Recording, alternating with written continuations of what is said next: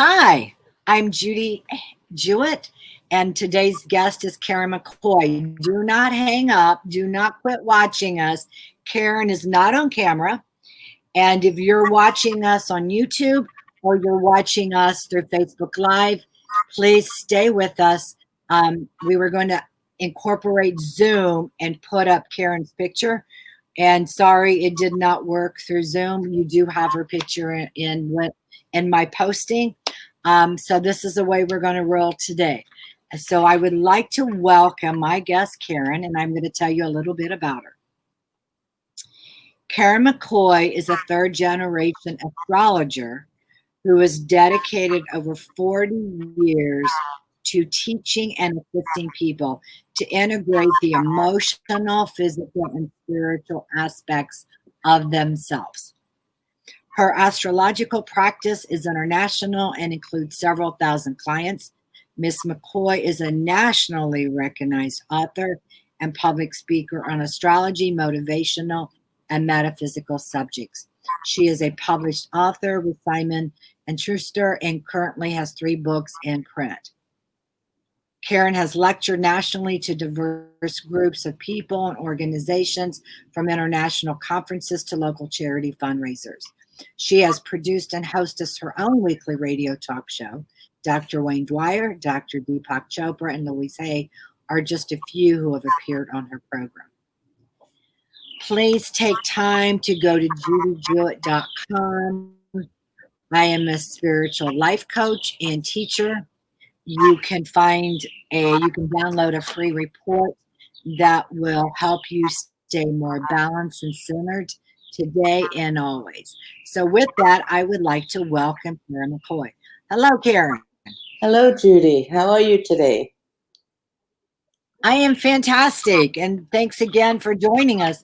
Karen and I met in 2000, and we met through a dear friend, Dr. Sandra Michael, and it was in Colorado. And she, at that time, the EE system, Dr. Michaels was taking her EE system to expos. And I know Karen was there, and I was there, and that's how we met, and we've been friends ever since. Mm-hmm. So do you remember that when we met? Yes, I was speaking at that expo. Yes, you were. Mm-hmm. Yes, you were. And I was doing sessions with clients on the higher self-alignment. And I had taken a class through Dr. Sandra Michaels. Texas. Was it? Oh, it was Texas? I thought it was in Colorado. Oh, it was Texas where we met. I thought we met. Okay. At a different conference. Okay. Well, we probably did. Because that would have been the conference after Colorado, and Sandra, of course, was there in Houston. Mm-hmm. Yes. Okay. And we had gone to Austin too, and Houston. So there's many places.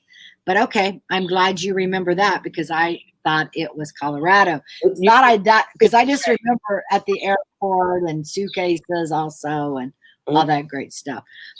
So you are a third-generational astrologer. So tell me a little bit about your history. Tell the audience. Okay. Well, both my mother and my grandmother were astrologers.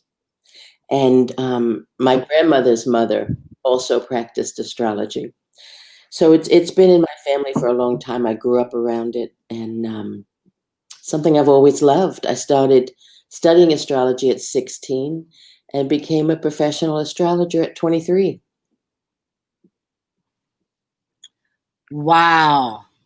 And that's amazing. I know that I have had my chart done with you, and it gave me a lot of information. You're very, very good at what you do. Thank you. And I know we both are empaths. We're very sensitive to energy, and you pick up a lot of things. Yes. In your reading. Yes. My specialty is eclipses. Okay. Spiritual Astrology is my first book that was written with Jan Spiller, and it's about the prenatal eclipses and how that energy stays with us our entire life.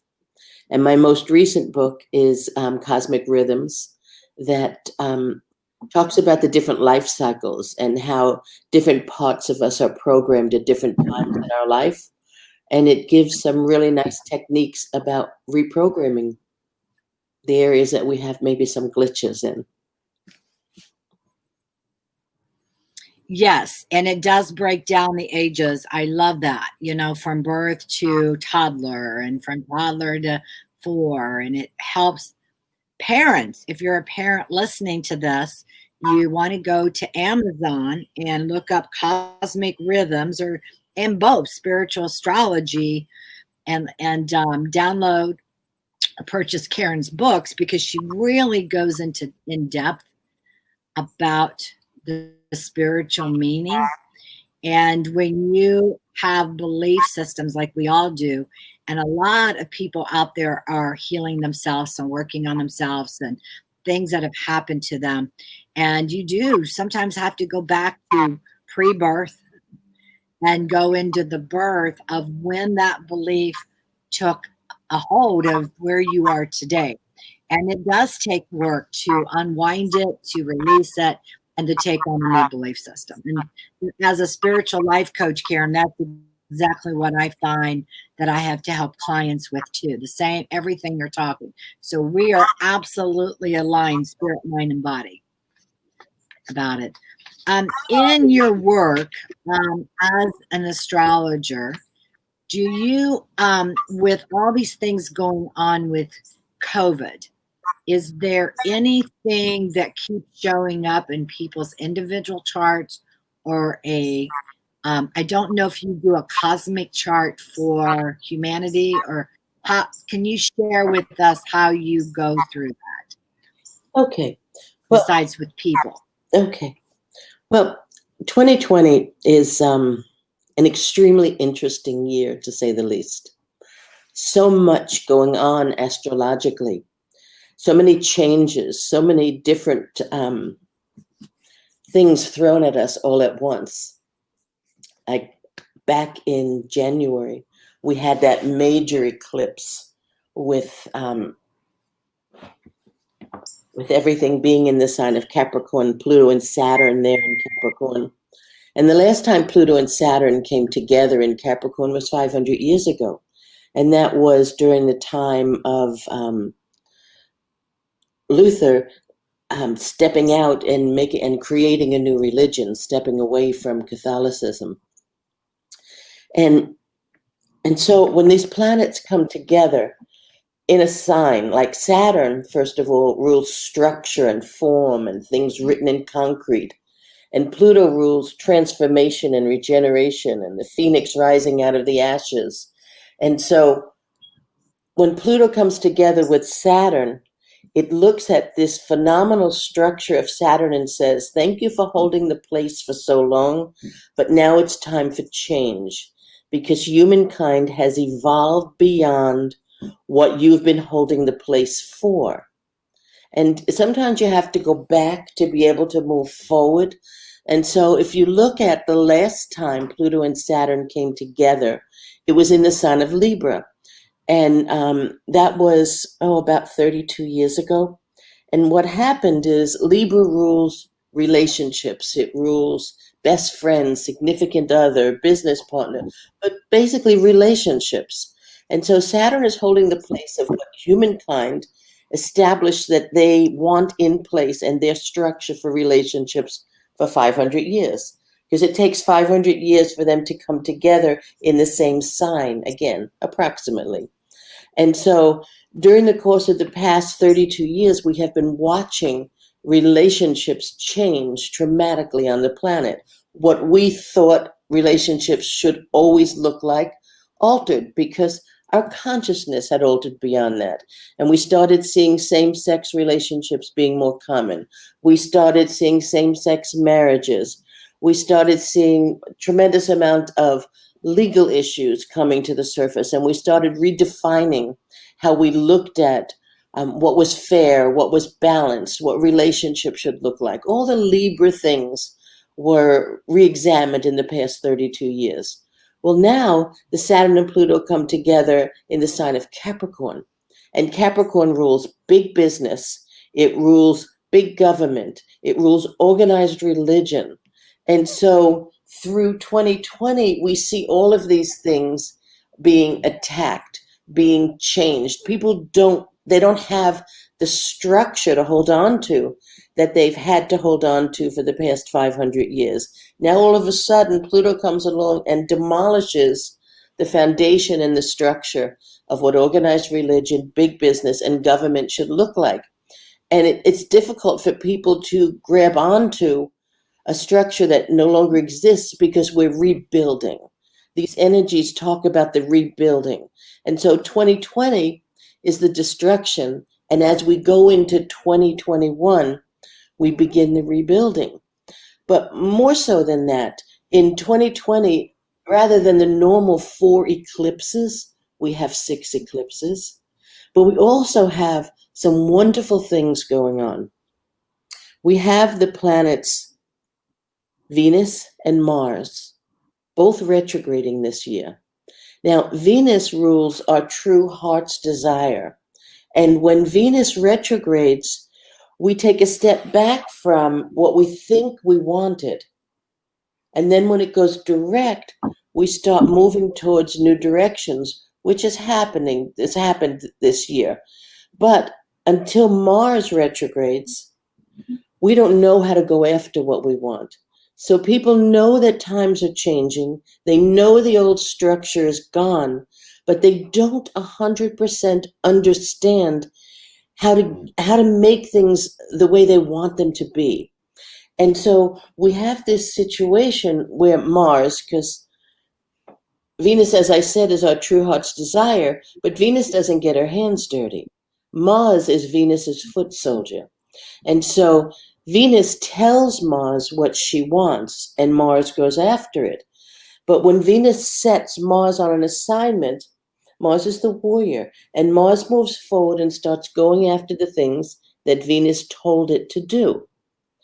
And until Mars retrogrades, Venus can't call Mars back and say, get back here. I know I sent you after this 2 years ago, but it isn't what I want any longer. Times have changed. And so Venus doesn't start calling Mars back until September 9th. And so when September 9th comes, we'll start seeing the energy back away from directions we were taking. And then during that retrograde, Mars retrogrades for about 2 months. Let's see when it's going to go direct. Just give me a second. Let me open this ephemeris and tell you when Mars is going to go direct, because that's when you'll start seeing us begin to make the changes. All right, Mars is going to go direct on November 14th. So from September 9th until November 14th, Mars is on its way back to Venus. They will begin to communicate with one another, and Mars will be given new instructions.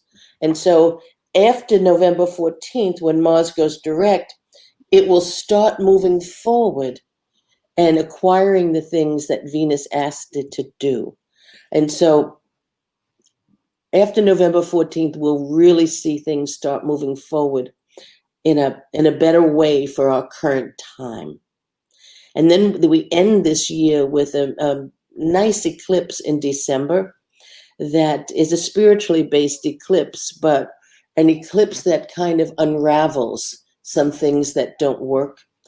When we look at eclipses, there's 2 things. There's a north nodal eclipse and a south nodal eclipse. North nodal eclipse show new directions. South nodal eclipse talk about what needs to be cleaned up. So I guess if I was going to put this in a nutshell, which is not normally what I do, if I was going to put this in a nutshell, I would say that 2020 is a year of stepping back, looking at what works and what doesn't, and having the willingness to change directions and to let go of that which is no longer useful, so you can create a healthier and more well-adjusted life, spiritually, financially, physically. And I know that there had to be losses and things that had to be let go of in order to do this. But we're creating a new world, especially where finances and big business and economics are concerned. with how we look at organized religion, and with how we look at our governments and what we expect from them and want from them. And so as we move forward in 2021, we start building our new foundation that was cracked in 2020, but it had to be. Okay. All right. Well, that's good to know, but I'm telling you, the relationships, how it's affecting every relationship in people's lives, and the fighting over politics, which we're not going to talk about, but what we need to know, it's almost like people have guns saying, my way is the right way. Darn, I'm going to cast you out. And there's so much anger and rage, which is, to me, it's all an illusion. It's just a game, and it's how do you just go through all this in this relationship change and not be affected and just kind of stand back and not be attached to the outcome. That's the part I feel is the biggest challenge for people. I understand. It's a lot of people are suffering right now because the foundations of the world, so to speak, have been cracked, and we're not standing on solid ground. And everybody handles not standing on solid ground differently. Some people go into fear, and when you go into fear, there's a tendency to put up your fists and want to go into fight mode and try to hold on to the old and say, my way is the only way, which will never work for anyone. We just can't buy into that fear and anger and hold on to our way is the only way. If we're looking at it politically, both sides of the fence are a little right and a little wrong. And what we'll gain from this is we'll keep what's useful and discard what is not. And those that are fighting and arguing and buying into the fear are the ones that are casting the rocks. And that has to stop. I'm a firm believer that the only true vote we ever get is how we spend our money. No one knows what goes on behind the scenes. Some of my clients would ask me, what do you mean how we spend our money? Well, just as maybe a silly example, but I'm very big into organics. And I learned that from our joint friend, Dr. Sandra Rose Michael, the importance of it. And I would tell my clients, well, if you go to the grocery store and they don't have any organic potatoes, and you have a choice, you can say to yourself, well, I don't have them, so I'll buy those radiated potatoes that are good for 3 months and put that poison in my body. Or you can speak to the produce manager and say, look, can you get some organic potatoes in here? And I'll be back to buy some when you have them. If you don't spend your money on the radiated potatoes, maybe they'll stop radiating them. And as more people stop buying the radiated potatoes, the more potatoes they stop radiating because they're going to lose money. Money is the chosen form of exchange of energy on the planet. And so people take it very personal how they spend their money and how money is spent on them, of course. And so how you spend your money is truly how you vote.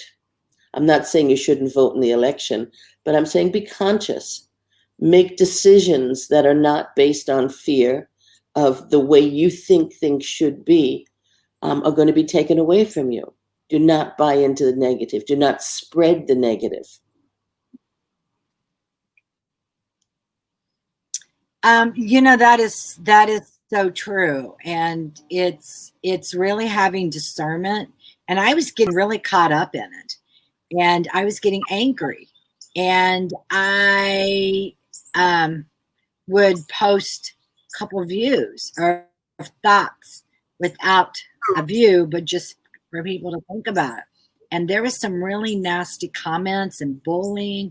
And I had no idea how much fear people were in. And so what you're saying is so true. It's like you've got to back off and not buy into it. And Don't read all the media stuff. It is geared to make the tension. It is geared to make you confused and not know what to do. And for whatever reason, that's how it's showing up. Well, there's a piece of truth and a piece of deception in everything that's posted for us to see. And there's no way of us knowing what's true and what isn't. We just have to be true to ourselves and not attack one another for having a different view. Remember, 2020 is the year of destruction. It's the year of, remember, the phoenix rises out of the ashes? Well, there has to be ashes for the phoenix to rise out of. So this is a year of breaking down.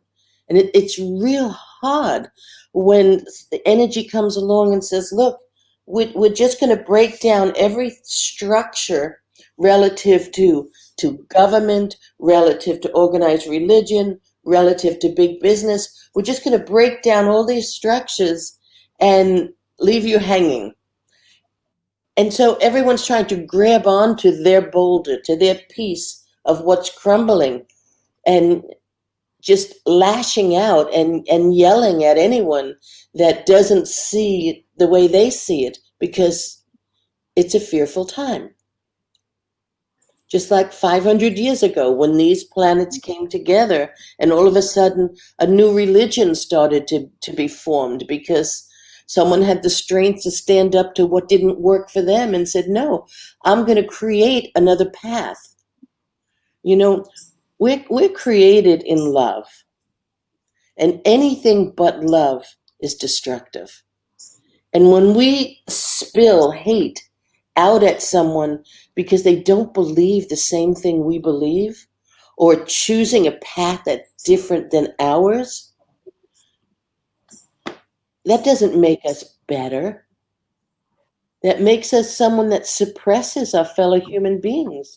We're all here learning and growing and evolving and learning different lessons, and not necessarily meant to be on the same path. If you look at the path home, or the path to God, the path to spirit, as a bicycle with many spokes, they all lead to the center. But it would be pretty crowded if we all traveled the same spoke. And besides, each lifetime, I believe very strongly in reincarnation. And each lifetime, wherever we are spiritually, when we walk off this earth plane, that's where we come back next time. We begin our set of lessons where we left off last time. And we're all in different places. Some of us are learning to be generous, and some of us are learning to be not so generous so that we don't undermine our own futures. Some of us are learning how to accept love. Some of us are learning to be more loving. Some of us are learning financial lessons, relationship lessons, business lessons. Maybe we had a lifetime where we spent so much time out in the business world, we didn't nurture ourselves or our family.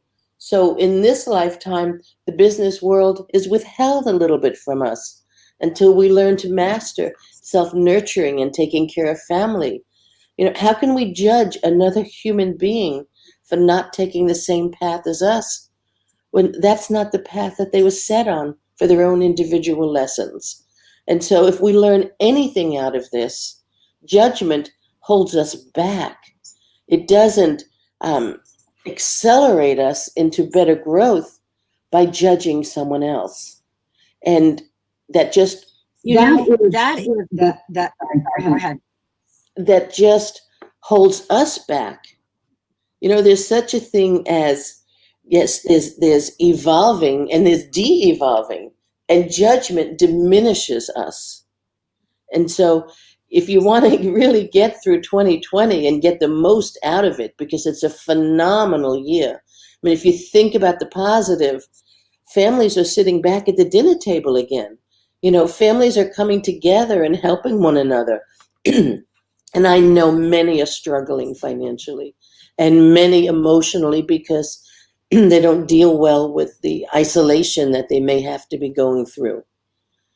But I do know that when this is over and we move forward, we will build a better world for everyone. as long as we don't kill each other with our judgment. Yeah, that is so true. And I want people to understand a little bit more about judgment. And so judgment is as simple as, oh, I think they're stupid. Oh my God, they're a crock. They're so dumb. They're so evil. They're this, they're that. Those are words being used by people every day in their car, Mm-hmm. talking to someone, seeing somebody on the street that you think looks really stupid, how they're dressed, how they carry themselves, or their decisions they make. That's how simple that judgment is. And so then you take a pandemic, you take COVID-19 that is geared on a spirit, that I feel an emotional level to draw and bring up all this fear, all these things that we've been holding on to, all the old structures breaking, all the old structures that are changing, that have come to the forefront. And you bring all that, and there's so much fear that people aren't realizing that we are judging all the time. And it is about going within and being mindful and not throwing the darts at another person, or if you're reacting over a post on Facebook, ignore it. Do not comment. Walk away from it. Ask yourself, what Correct. is really bothering me? Why am I so upset over what that person said? Then you start to unravel it. And it might be like, well, I disagree with them. And I think that they're dealing with evil. And then it's like, okay, so what is this really about? Go deeper. What is your deepest fear that it's triggering? What is the deepest belief you have that it's triggering? And that is the part that we can intellectualize all we want, out in the world, and say and talk about it. But until you dive in and really let go of the attachment, then you're not setting yourself free. And it is literally about going within and unravel it, unravel it, and unravel it. Well, So think about this. You're having a discussion with someone, and hopefully it's a nice discussion where you're talking about you view this way and they view that way. And all of a sudden, someone doesn't like how you view something, so they raise their voice. And so these things on these different social media sites are like raised voices. And when you're in a conversation with someone and they raise their voice, the first thing someone does is to go into defensive posture. If you raise your voice at someone, they are no longer listening to what you have to say. They are defending themselves, and nothing gets accomplished when you put someone in a defensive posture, because they're not going to hear your opinion. They're only going to hear that you're attacking them. And so to make changes, we have to lower our voice, not raise it. I'm a firm believer that God does not allow us to go through any pain there isn't a gain connected to. And when we can ascertain that gain, it disempowers the pain. But when we stay stuck in guilt, shame, or blame, the pain is in control of our life, and we destine ourselves to keep repeating it, just in different faces and different places. Well, this is one of the things we're going through that is painful for a lot. And until we can focus on the gain, we're not going to be able to disempower the pain. And until we can stop yelling at one another, neither side is going to listen to the other, because the truth is probably somewhere in the middle. And we can't get to that middle because the yelling sends us even further apart. It does. It does. Karen, you have been wonderful. You have got so much compassion and love for humanity. I just am very grateful that you are here today, broadcasting with me. We have time for one. I have one more question, and then we must go. But I want to know how long you see or have you looked at an astrological way of seeing, okay, we talked about 2020 is about tearing down the old. Mm-hmm. Do you see 2021 should really be a change for most people Yes. of bringing in more love and light? Yes, we begin the rebuilding in Okay. 2021. And actually, Okay. Mars goes direct on November 14th. Then that the rebuilding really starts there. But I don't know how much your audience knows about retrogrades, but a retrograde is like, say a planet goes from 0 Scorpio to 15 Scorpio, and then it retrogrades and goes back to 0 Scorpio, and then it goes direct at 0 Scorpio until it comes all the way back to 15 Scorpio.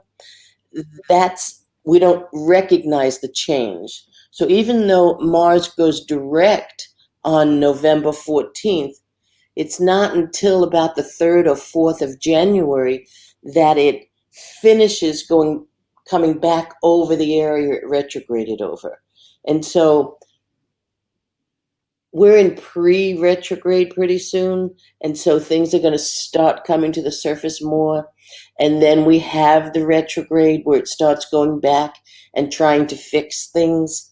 And then we have the direct motion where it goes across the same path again and begins the rebuilding. But by the time we get to the first week in January, we're going to see a tremendous amount of progress. I don't know. This is an election year, which makes it even more intense. I mean, think about it. Both the Venus and the Mars retrograde this year, 6 eclipses, the major planetary conjunction, COVID-19, the polarizing of the different political parties, the fear and the anger coming to the surface, and some of the most spiritual people I've ever met are finding themselves caught up in this. It's not easy, but this will pass. We will learn a lot from it. And as human beings, we are resilient and we're here to learn and grow. We learn from our mistakes as well as our triumphs. And so I don't look at 2020 as a mistake. I do look at it as a triumph because we had the courage to break down that which is no longer useful for our spiritual growth. And in 2021, we will have the courage to rebuild and move forward in a positive direction. Thank you very much. People can book a session with you at KarenMcCoy.com. Is that correct? Yes. Is that the email? That's the web page. People can go to Karen McCoy. My email address is Karen@KarenMcCoy.com. Okay, so please look up Karen. She does great astrology charts. As you can see, she's very compassionate, very knowledgeable. And you can, there again, go to JudyJewett.com and sign up for a discovery session, a 30-minute complimentary strategy discovery session. I'll be more than happy to give you. I am an intuitive energy healer as well as an intuitive reader, and I am here to be of service. Thank you very much for your time, for being with us. Thank you. It was a pleasure being your guest today. Thank you.